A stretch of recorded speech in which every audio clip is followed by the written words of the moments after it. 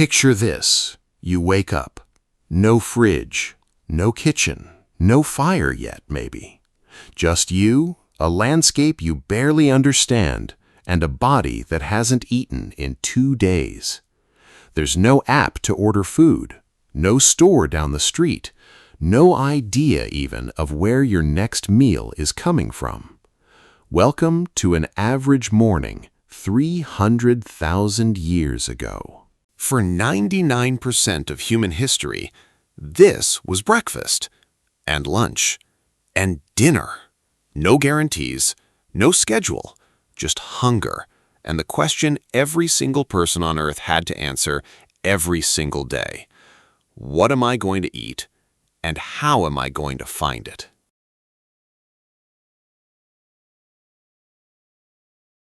We're talking about humans who lived around 300,000 years ago. The Stone Age, before farming, before cities, before anyone thought to plant anything on purpose. For almost the entire span of human existence, people lived as hunter-gatherers, moving with the seasons, following animals, following plants, following water. Agriculture, the thing that built every civilization you've ever heard of, is actually a very recent invention. In the grand timeline of being human, it barely counts as yesterday. The popular image is a caveman with a giant club dragging a mammoth home for dinner. But here's what most history classes skip. Meat was actually hard to get and dangerous to go after. A failed hunt didn't just mean an empty stomach. It could mean a broken leg, a gored side, or worse. So if meat was this risky and this rare, what were people actually eating day after day for hundreds of thousands of years? The answer is plants. The bulk of the Stone Age diet, by far, was plant-based. Roots, tubers, wild berries, leaves, seeds, nuts, and even bark. Archaeologists have found plant residue stuck directly to ancient teeth, preserved for thousands of years in hardened dental plaque. Almost every early human skeleton examined this way shows traces of plant material. Not occasional plant material, constant. This wasn't a side dish. For most people, most of the time, this was the meal. Tubers especially mattered. These are underground starchy plants. Think wild ancestors of potatoes and yams, and they had everything going for them. They could be dug up year-round in many climates. They could be eaten raw in an emergency or roasted for more calories and easier digestion. Some researchers go even further, arguing that the steady, reliable energy from tubers may have been one of the key fuels behind the dramatic growth of the human brain over time. But here's the catch. Not every plant is safe. Many look-alike roots and berries are toxic, some fatally so. So how did Stone Age humans know what to eat? Largely through generations of accumulated knowledge, passed down by watching, tasting cautiously, and surviving, or not. This knowledge was so valuable that losing access to it by being separated from your group could be a death sentence in itself. Plant knowledge wasn't trivia, it was survival infrastructure. Now, hunting did happen, and it mattered, but it wasn't the easy, constant supply pop culture suggests.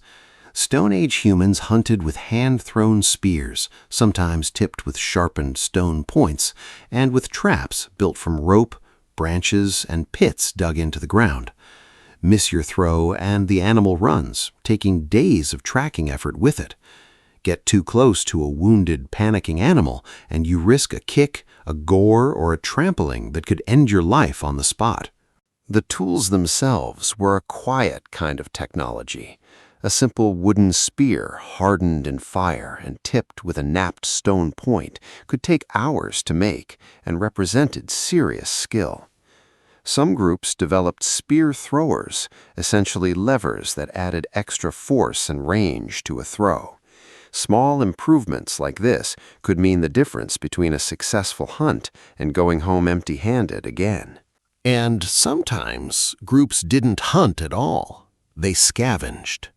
This meant tracking large predators, lions, hyenas, from a distance, waiting for them to make a kill, and then moving in afterward to take whatever was left: bone marrow, organs, scraps of meat clinging to a carcass. It wasn't glamorous, but it was efficient. Why risk a hunt when something else has already done the dangerous part for you? Insects were another major and often overlooked food source. Termites, grubs, larvae. These might sound unappetizing, but they're dense in fat and protein, and in many environments far easier to find than large game. Some groups gathered them by the handful, straight from termite mounds or rotting logs. In terms of calories gained versus effort spent, insects were often one of the best deals available. For groups living near rivers, lakes, or coastlines, water itself was a pantry. Fish could be caught by hand, with simple traps, or with sharpened sticks used as spears. Shellfish, clams, mussels, snails could be gathered from shorelines with almost no equipment at all. Some of the oldest evidence of complex human behavior comes from coastal sites, where reliable access to seafood may have allowed certain groups to settle in one place longer than most. Then fire changed everything. Once humans learned to control it, not just use fire that occurred naturally, but create and maintain it, the entire relationship with food shifted. Cooking made food safer, killing off many of the bacteria and parasites that raw meat and plants can carry. It broke down tough plant fibers, making them easier to chew and digest. And it unlocked calories that the raw version of the same food simply couldn't provide. Some researchers believe this is more than a minor convenience. They argue cooked food directly enabled the expansion of the human brain. Cooking effectively pre-digests food, freeing up energy that the body would otherwise spend breaking it down.